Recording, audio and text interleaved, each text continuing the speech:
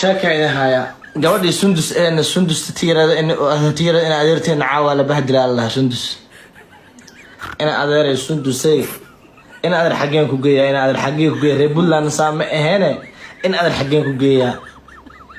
caawa ay maanta muuqaal duwayo boqolaal meel fadhiyaan ala xaliir sundus afkeeda day waa lagu wada qosl dhamaantay alfa wuxuu yiri anoo gabadha ku qoslina ina adeer gabadhaas ina adeer soo ku yaala ina adeer sundus ina adeer ma kaaga tagnaa social media ina adeer macaawa tomaal iyo barkodo iyo hebelo mukumbi iyo caawa ma ku gumeysana ina adeer